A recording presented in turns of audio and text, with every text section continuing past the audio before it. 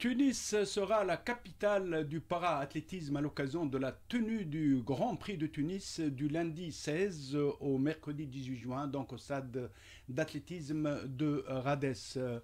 Pour plus d'informations sur l'Open Grand Prix de para-athlétisme de Tunis, Monsieur Mohamed Mzouri, président du Comité national paralympique tunisien, est en ligne avec nous. Monsieur Mohamed Mzouri vient d'accomplir le pèlerinage. Nous lui disons Mabrouk.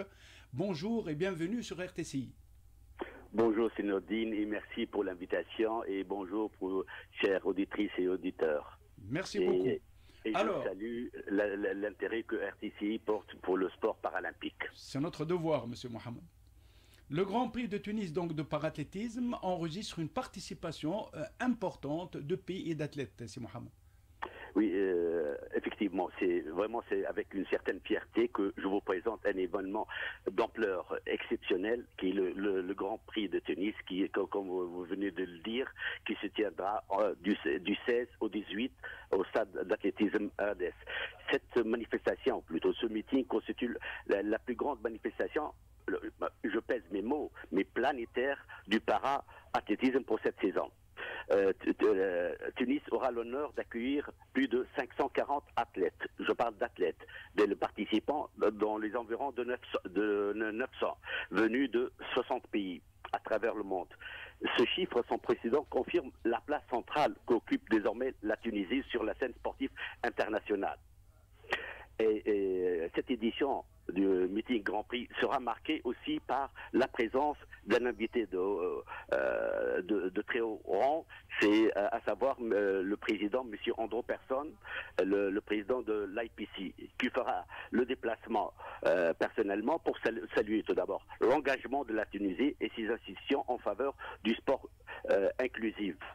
Donc, et bien sûr, il y a d'autres personnalités mondiales du sport et du mouvement paralympique qui seront également présentes. Cela veut dire quoi? Cela témoigne non seulement l'importance croissante de cet événement, mais aussi la reconnaissance internationale de nos efforts pour pouvoir promouvoir l'inclusion et l'égalité des chances.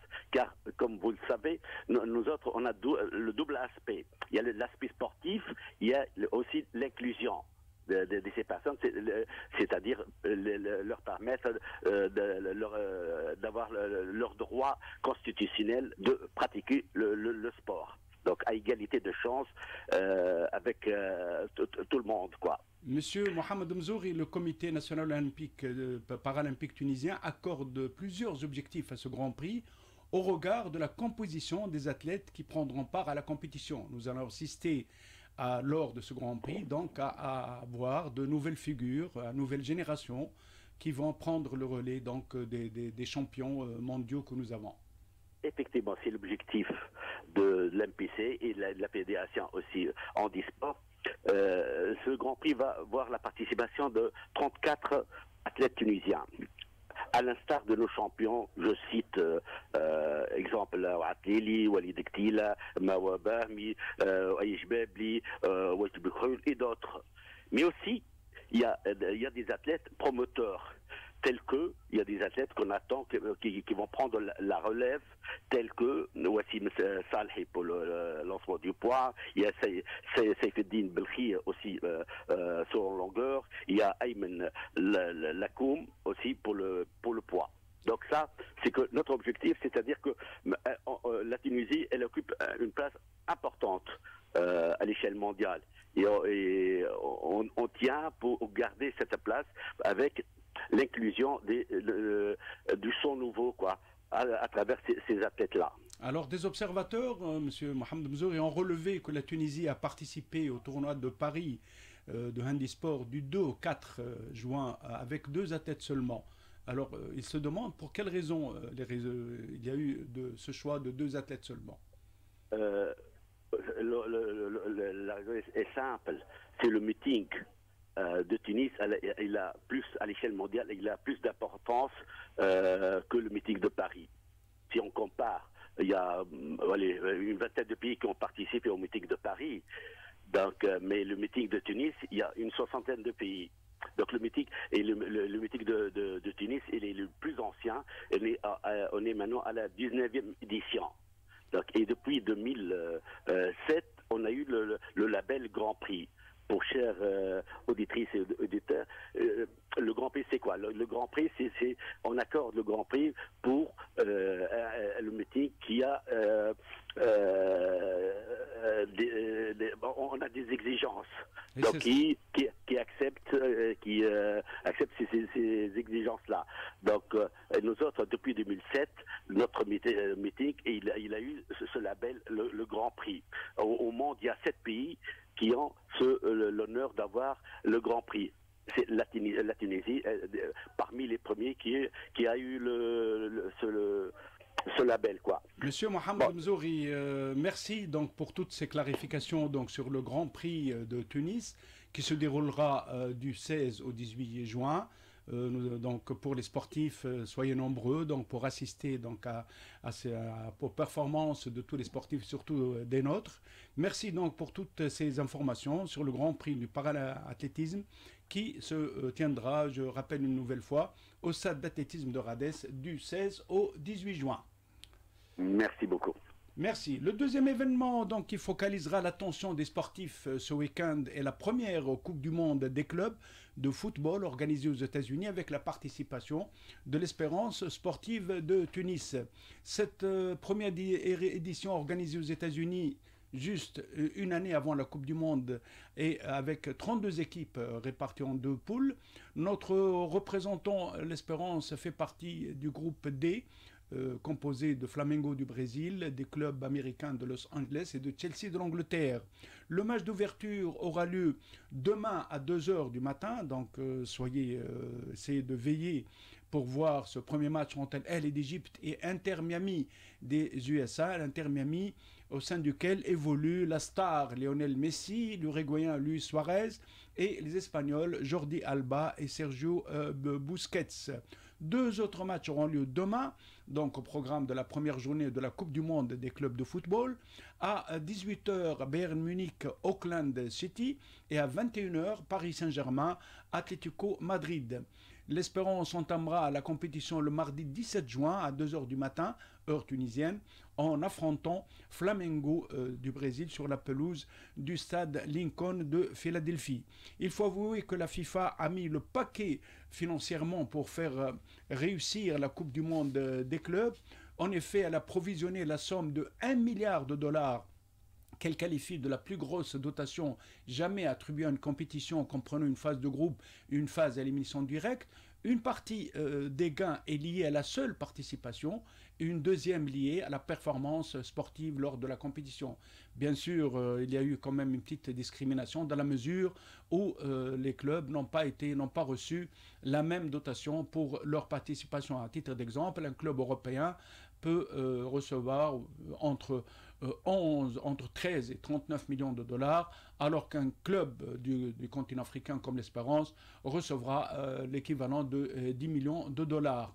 En phase donc lors des matchs, une victoire vaudra 2 millions de dollars et le vainqueur peut totaliser à la fin, s'il remporte la Coupe du Monde des clubs, la première, 125 millions de dollars. En dépit de cette grosse dotation, la Coupe du Monde des clubs de football rencontre encore des difficultés. Alors ces difficultés sont inhérentes surtout à la billetterie. Par exemple, pour le match d'ouverture entre El et Inter Miami, qui se déroulera donc au Hard Rock Stadium de Miami d'une capacité de 60 000 spectateurs, eh bien 20 000 billets seulement ont été vendus, malgré une baisse du prix des billets passé de 340 à 50 $. Il n'y a pas eu d'effet. Par contre, le match entre le Real Madrid et Al-Hilal d'Arabie Saoudite, qui aura lieu le mercredi 18 juin à 21h, affiche complet. Au niveau de la diffusion de la Coupe du Monde des clubs, eh bien, les grandes chaînes sportives dans le monde ont boudé la compétition. Seule la chaîne anglaise DAZN et le bouquet saoudien NBC diffuseront donc en clair les matchs.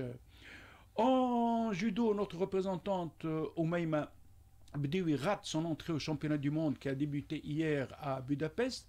Oumaima Bdioui donc a joué donc dans la catégorie moins de 48 kilos. Elle a eu un tirage au sort difficile face à la japonaise Wakana Koga, troisième lors des derniers championnats du monde à Doha. Elle a été battue par la japonaise. Koga a finalement obtenu la médaille de bronze, alors que l'italienne Assunta Scuto a remporté la médaille d'or en battant en finale la kazakh Abiba Abuzakiova. En moins de 60 kilos hommes, hier, l'or est revenu au japonais Ryuju Nagayama, vainqueur du français Valadier Picard. Demain, Aladdin Ben Shelby, notre représentant, en moins de 73 kg, entrera en lice. Le jeudi 19 juin, Siwar Zawedi prendra part aux épreuves de plus de 78 kg. Nous terminons par le volleyball. Notre 6 national masculin s'envole demain pour l'Italie pour peaufiner sa préparation au championnat du monde qui aura lieu donc aux Philippines de 12 au 18 septembre. Ce stage en Italie se poursuivra jusqu'au dimanche 22 juin. Notre 6 national disputera 3 matchs amicaux face à l'équipe d'Italie B.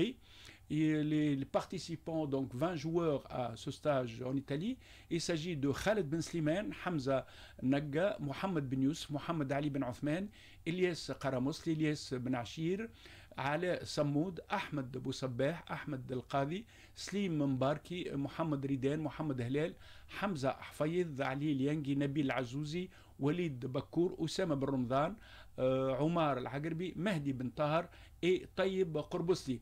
A noter que le tournoi international à l'amical qui devait avoir lieu en Algérie du 3 au 8 juillet prochain avec la participation de notre sélection nationale a été reporté. Ainsi prend fin ce point sport. Nous vous disons donc bonne continuation avec le reste de nos émissions.